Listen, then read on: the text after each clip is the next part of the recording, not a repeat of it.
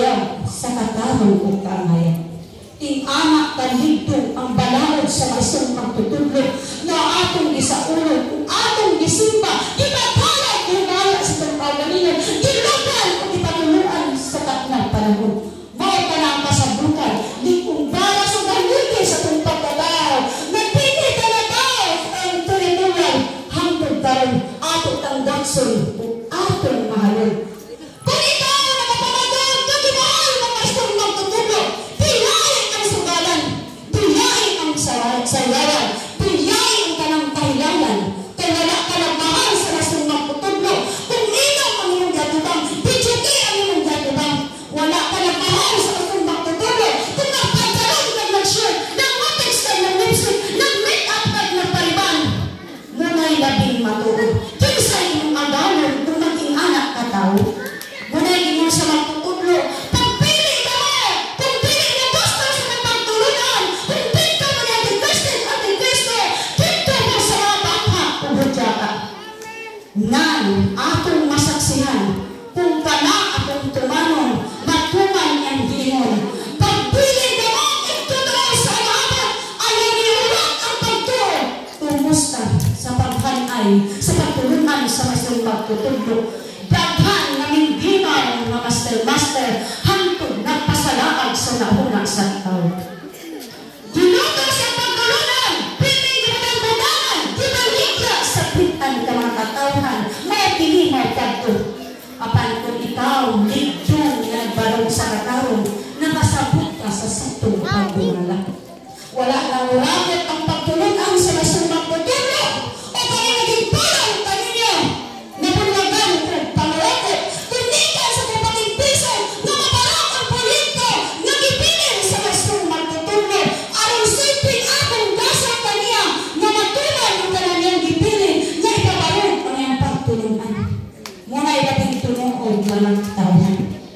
Kung wala pa sa gabiling o address sa nagkong lugar, na ipabarong niyang proyekto, kayong sabay pasunangan sa P-72 kaping kareliyon, na spiritual division, na iyang usahon sa nasod sa Pilipinas, na wala'y building na pagasundan. Muna'y labing matuon. O sabay usahan, nagkipinan na kareliyon, kung mag-usa na kitang tanan, kung dito na pulis sa balong-balong sa sinundanan. Atong masaktan sa tungkagalingon ang pagpadambog sa pagtulunan sa masong pagtulog. Ngunit sa akong pakigbison, na ipabarog ang mga building sa tila o mga dakong lugar, piling bagong Jerusalem. Pati na lang bagong dapitan, tubo international o lunita, gitawag o bagong lunita sa ligigiloy, sa pakigbison na mabarog. Ila kong libutang-butangan na kurado kung nagnegosyo sa pagtulunan. Nabay nagnegosyo na nagbaklay kanunay. Nabay nangurakot na nagkumah kanunay. Nagasinggit sa mga katawan na magpinautan. Dilipunin ng lupig sa mga katawan. Ato ng murahuna kung sa'y gasa na kung sa masong magtutudlo. Busak sa generalize na pagpasabot, magpinautan ang kakantanan. Abang ipalik ang sakong pamalaan sa itong kagalingan. Kaya kita'y hari sa itong kagalingan. Ayaw mo balik kung makita ang panaghiusa sa inyon sa magtutudlo. Nga ang iyang pagtulunan saan ka ng ugal sa tanang reliyoso nga nagparog sa espiritual. Karon, muabot ang iyang katawhan sa laing kanasuran. Muabot ang katawhan sa sagpanan o salatan. Asa ninyo siya ipanulong? Asa ninyo siya pasilungan? Dito ba sa kubo-kubo balong-balong nga wala mo ipakita sumalang bayanihan nga buhat ngayon ditugon manggali ang bagong Jerusalem hindi pagastuhan o politika? Kita mismo mga tao ang iyong pagastuhan ang makita ang bayanihan nga buhat kay masagot ka sa duli. Kita ang bagong mga bayani kita sa tinulungan sa bagong apostolis o apostolan. Mga katawhang magtutuo, abrihin o buksit, pagbalik niyong panunduan. Ayaw ipadayon ang pagtulong sa iyong mga mata, na wala ko'y mahunag sa katapusan. Sugpunga ang sisiran sa Pilipinas, o naunsa na ang kalimutan sa Malacanang. Ibalik lang tao sa grupo sa magtutudlo, kung panangit, kung padayon ka mo sa pagbungay-bungay sa iyong pamalaot. Ibalik ka nato ang pagtipo sa iyong pamalaot na kitang tao, matuod, diyan na ito'y pagkita, nagihigugma ginato ang kasong magtutudlo. Kaya nagbinutan ng ka, nagpadayon mata sa iyong sugot, o mapadlong mata sa mga katawan, kung nagsipat na sa pamalaot, apan kung nagpakahilog ikaw, ipaniwala sa iyong kagalingon, wala ka ni matakuring lipon o bangkil ang pamalaot sa magtutudlo. Ngayon dito ko doon na ang mga bawal, bawal pag-iglipon o bangkil akong pamalaot. Di pa kanaog kaninyong mga katawhan, mga panulayong mga katawhan, gamiglipon o bangkil ang balaod, kaya sunod siyang pamilyang kabanay para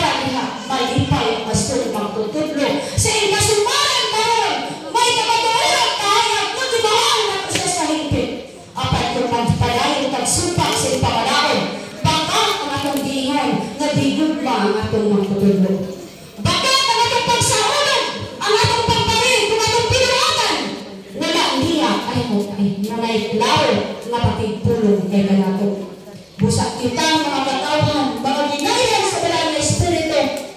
Kutob sa nagdamit o medyo kung ino ka lang ipasipatan, ayaw dama kung wala'y silot nga mga kabulit kayo. Kung ingon ko mo sa katapusan, kung pinagod mag-iusap ang tao, usara ang answer ni tanan. Ang dakong silot, iusa o ilusad sa bakong sulunga para maighan ang matuod niyang mga katawhan.